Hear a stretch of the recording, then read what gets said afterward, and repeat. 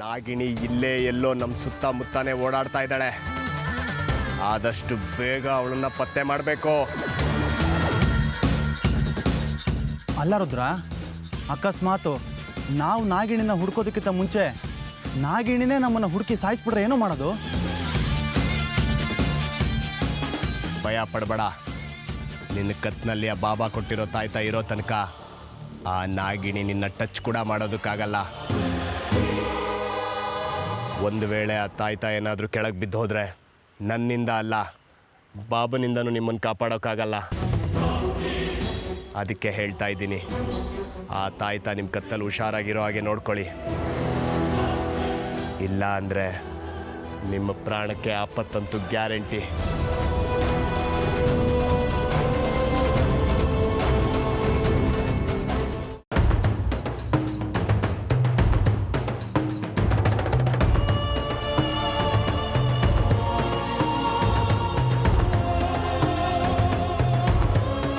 ಅರ್ಜುನ್ ಅವರೇ, ಇವತ್ತು ನಿಮ್ಮಿಂದ ನನಗೊಂದು ದೊಡ್ಡ ಸಹಾಯ ಆಯಿತು. ಅದಕ್ಕೆ ನಾನು ನಿಮಗೆ ಧನ್ಯವಾದ ಹೇಳಲೇಬೇಕು. ಏನು, ನನ್ನಿಂದ ನಿಮಗೆ ಸಹಾಯ ಆಯಿತಾ? ಸದ್ಯ ಇವತ್ತಾದರೂ ನಾನು ನಿಮ್ಗೆ ಉಪಯೋಗ ಬರ್ತೀನಿ ಅಂತ ಅನ್ನಿಸ್ತಲ್ಲ. ನನ್ನಿಂದ ನನಗೆ ಗೊತ್ತಾಗದೆ ನಿಮ್ಗೇನು ಸಹಾಯ ಆಯಿತು ರೀ? ನಾನಿಷ್ಟು ದಿನ ಹುಡುಕ್ತಾ ಇದ್ದಿದ್ದು ನಿಮ್ಮಿಂದಾಗಿ ನನಗೆ ಸಿಕ್ತು. ಏನು, ನೀವು ಹುಡುಕ್ತಾ ಇದ್ದೀರಿ ನನ್ನಿಂದ ಸಿಕ್ತಾ? ನೀವು ಏನು ಹುಡುಕ್ತಾ ಇದ್ರಿ, ಏನು ಸಿಕ್ತು ಸ್ವಲ್ಪ ಅರ್ಥ ಆಗೋಗಿ ಹೇಳಿ. ನೀವೀಗ ಒಗ್ಡೊಗ್ಡಾಗಿ ಹೇಳ್ತಾ ಇದ್ರೆ ನನಗೇನು ಅರ್ಥ ಆಗಲ್ಲ. ನಿಮಗೆ ಅರ್ಥ ಆಗೋದು ಏನಿಲ್ಲ ಅರ್ಜುನ್ ಅವರೇ. ನಾನೇ ಹುಡ್ಕೊಂಡು ಹೋದ್ರು ಸಿಕ್ಕದೇ ಇರೋ ನನ್ನ ಶತ್ರು ಮನೇನ ನನಗೆ ಎಲ್ಲಿದೆ ಅಂತ ತೋರಿಸಿದ್ರಿ. ರೀ ಅಮೃತ ಅವರೇ, ಯಾಕ್ರಿ ಸುಮ್ಮನಾದ್ರಿ? ಮಾತಾಡ್ರಿ. ನೀವು ಹೇಳ್ದೇ ಇದ್ರೂ ಪರವಾಗಿಲ್ಲ, ಆದರೆ ನನ್ನಿಂದ ನಿಮ್ಗೆ ಸಹಾಯ ಆಗಿರೋಕ್ಕೋಸ್ಕರನಾದರೂ ಇವತ್ತು ಸಂಜೆ ನನ್ನ ಬರ್ಡೇ ಪಾರ್ಟಿಗೆ ಬನ್ನಿರಿ ಪ್ಲೀಸ್ ರೀ. ಇಲ್ಲ ಅರ್ಜುನ್ ಅವರೇ, ನಾನು ಬರೋದಿಕ್ಕಾಗಲ್ಲ. ಯಾಕ್ರಿ ಹೀಗೆ ಹೇಳ್ತಾ ಇದ್ದೀರಾ? ನೀವು ನನ್ನ ಬರ್ಡೇಗೆ ಬರ್ತೀರಾ ಅಂತ ನಾನು ತುಂಬ ಆಸೆ ಇಟ್ಕೊಂಡಿದ್ದೀನಿ. ಇವತ್ತು ರಾತ್ರಿ ನನಗೊಂದು ಮುಖ್ಯವಾದ ಕೆಲಸ ಇದೆ. ನನ್ನ ಜೀವನದ ಮೊದಲನೇ ಗುರಿ ಸಾಧಿಸೋ ಕ್ಷಣ ಹತ್ತಿರ ಬಂದಿದೆ. ಅದನ್ನು ಕಳ್ಕೊಳ್ಳೋದಕ್ಕೆ ನನಗಿಷ್ಟ ಇಲ್ಲ. ಏನ್ರಿ ಅಂಥ ಮುಖ್ಯವಾದ ಕೆಲಸ ನಿಮಗೆ? ಏನು ನಿಮ್ಮ ಗುರಿ? ಅದನ್ನು ಹೇಳೋದಕ್ಕಾಗಲ್ಲ, ಯಾಕೆಂದರೆ ಅದು ನನಗೆ ಮಾತ್ರ ಸಂಬಂಧಿಸಿರೋ ವಿಷಯ. ಮತ್ತೆ ಅದನ್ನು ಕೇಳಬೇಡಿ. ಅದು ಹಾಗಲ್ಲ ಅಮೃತ ಅವರೇ. ಹೇಳಿದ್ನಲ್ಲ, ಮತ್ತೆ ಕೇಳಬೇಡಿ ಅಂತ. ಸರಿ ಬಿಡಿ ರೀ ಅಮೃತ ಅವರೇ, ನೀವು ಒಂದೊಂದ್ಸಲ ಏನು ಹೇಳ್ತೀರಾ ಏನು ಮಾಡ್ತೀರಾ ಒಂದೂ ಅರ್ಥ ಆಗಲ್ಲ ನನಗೆ. ನಿಮ್ಮ ನಡೆ ನೋಡಿಲಿ ಒಂಥರ ಸಖತ್ ನಿಗೂಢತೆ ಇದೆ, ಈ ಬಿಡ್ಸೋಕ್ಕಾಗ್ದಿರೋ ಪಜಲ್ ಥರ. ರೀ ಅಮೃತ ಅವರೇ, ನಿಮ್ಗೊಂದು ವಿಷಯ ಗೊತ್ತಾ? ಎಲ್ಲರೂ ತಮ್ಮ ತಮ್ಮ ಲವರ್ಸ್ ಜೊತೆ ಸಂತೋಷವಾಗಿ ಹಾಡಾಡ್ಕೊಂಡು ಕುಣ್ಕೊಂಡು ಗಜಲ್ ಹೇಳ್ತಾ ಇರ್ತಾರೆ. ಆದರೆ ನಾನು ನನ್ನ ಲವರ್ ಜೊತೆ ಇದ್ದರೂ ನನ್ನ ಪ್ರೀತಿಸ್ತವಳನ್ನ ಅರ್ಥ ಮಾಡ್ಕೊಳ್ಳೋದಕ್ಕೆ ಅವಳ ಮನಸ್ಸಲ್ಲಿ ನಾನು ಇದೀನೋ ಇಲ್ವೋ ಅಂತ ತಿಳ್ಕೊಳ್ಳೋ ಪಜಲ್ ಬಿಡಿಸೋ ಹಾಗಾಗಿದೆ. ಈ ಗಜಲ್ ಮನ್ಸಿಗೆ ಪಜಲ್ ಬಿಡಿಸೋ ಕಷ್ಟ. ನಿಲ್ಲು, ನೀನು ಇಲ್ಲಿಂದ ಹೋಗೋ ಹಾಗಿಲ್ಲ. ನನ್ನನ್ನು ತಡೆಯೋ ಅಧಿಕಾರ ನಿಮಗೂ ಇಲ್ಲ.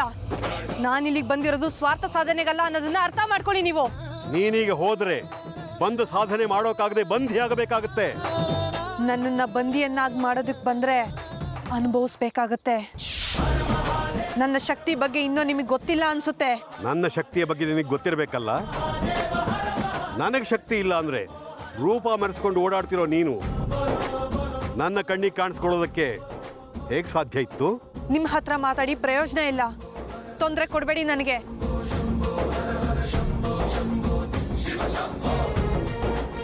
ನಾನಿನ್ನು ಒಳ್ಳೇದಕ್ಕೆ ಹೇಳ್ತಾ ಇರೋದು. ಈಗ ನೀನು ಅಲ್ಲಿಗೆ ಹೋದ್ರೆ ಅಪಾಯ ಜಾಸ್ತಿ.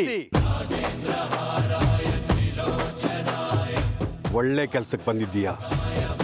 ಬಂದ ಕೆಲಸ ಅರ್ಧಕ್ಕೆ ಮುಗಿಯೋ ಸೂಚನೆ ಕಾಣಿಸ್ತಿದೆ ನನಗೆ. ಹೋಗಬೇಡ, ನಿಲ್ಲು ನಿಲ್ಲು ನಿಲ್ಲು.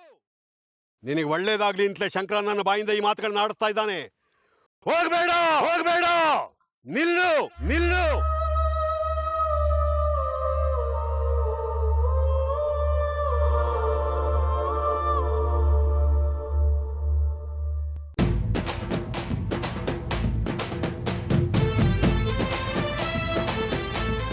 ಅತ್ತೆ, ನಾನು ನಿಮ್ಗೇನಾದರೂ ಹೆಲ್ಪ್ ಮಾಡಲಾ? ನೀನು ಬಂದಿರೋದು ನನಗೆ ಕೆಲಸ ಮಾಡ್ಕೊಡಕ್ಕಲ್ಲ, ಏನೋ ವಿಷಯ ಹೇಳೋಕ್ಕೆ ಅಂತ ನಂಗೆ ಚೆನ್ನಾಗಿ ಗೊತ್ತು. ಏನು ಹೇಳು? ವಾವ್, ಏನಂತೆ ನೀವು? ನಾನು ಏನೋ ಹೇಳಕ್ಕೆ ಬಂದೆ ಅಂತ ನಿಮ್ಗೆ ಹೆಂಗೆ ಗೊತ್ತಾಯ್ತು? ವಾವ್, ನನಗೆ ಹೆಂಗೆ ಗೊತ್ತಾಯ್ತು ಅಂದರೆ ಈ ನಿನ್ನ ಮುಖದಲ್ಲಿ ಕಾಣ್ತಾ ಇರೋ ಚಡ್ಪಡಿಕೆಯಿಂದ. ಹೇಳು ಏನು ವಿಷಯ ಅಂತ. ಅದು ಏನು ಅಂದರೆ ಪಾರ್ಟಿಗೆ ನೆಂಟರು ಫ್ರೆಂಡ್ಸು ಎಲ್ಲರೂ ಬಂದಿರ್ತಾರೆ.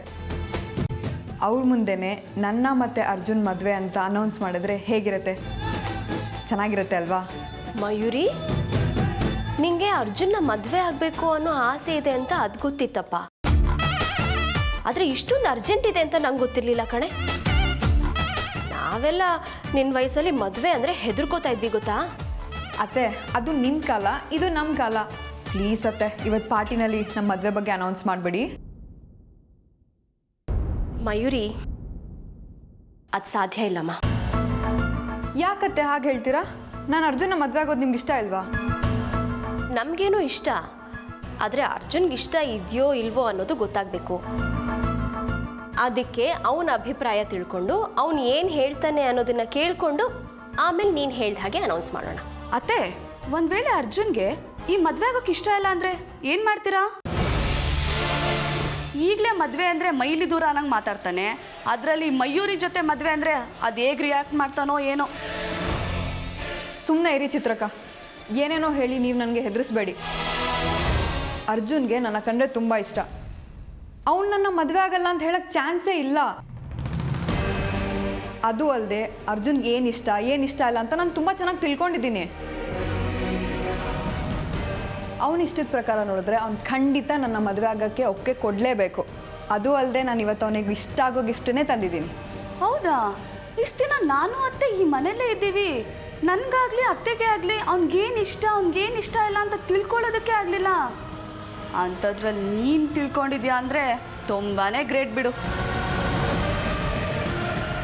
ಹೌದು, ಅರ್ಜುನಿಗೆ ಏನಿಷ್ಟ? ಏನು ಗಿಫ್ಟ್ ಕೊಡಬೇಕು ಅಂತ ಅಂದ್ಕೊಂಡಿದ್ಯಾ? ಅರ್ಜುನ್ಗೆ ಹಾವಂದ್ರೆ ಇಷ್ಟ, ಗೊತ್ತಾ?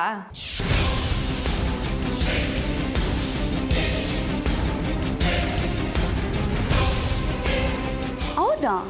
ಅರ್ಜುನ್ಗೆ ಹಾವಂದ್ರೆ ಇಷ್ಟನಾ? ಹಾಗಾದ್ರೆ ಮಯೂರಿ ಅರ್ಜುನ್ಗೆ ಹಾವು ಗಿಫ್ಟ್ ಕೊಡ್ತಾಳಾ?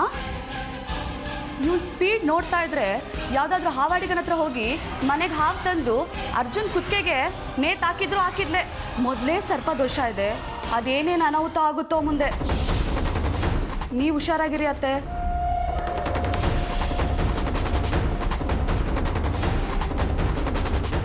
ಅರ್ಜುನ್ಗೆ ಹಾವಂದ್ರೆ ಇಷ್ಟ, ಗೊತ್ತಾ? ಮೊದಲೇ ಸರ್ಪ ದೋಷ ಇದೆ, ಅದೇನೇನು ಅನಾಹುತ ಆಗುತ್ತೋ ಮುಂದೆ.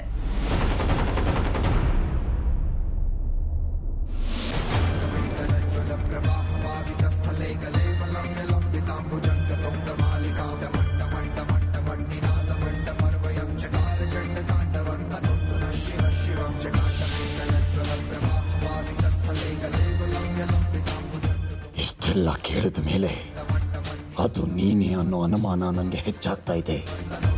ಬಾ ಬಾ ಬಾ ಬಾ ನೀನು.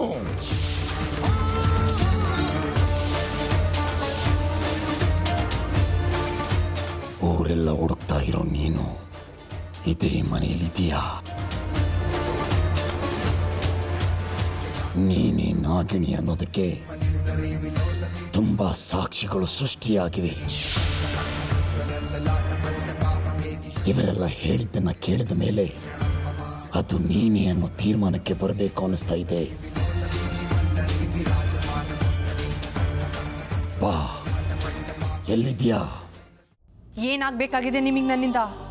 ಯಾಕೆ ಈ ಮನೆಗೆ ಬಂದಿರೋದು ನೀವು? ನಾನು ಯಾರು ಅಂತ ತಿಳ್ಕೊಳ್ಳೋ ಕುತೂಹಲ ಯಾಕೆ ನಿಮಗೆ? ಮಹಾಕಾಲ,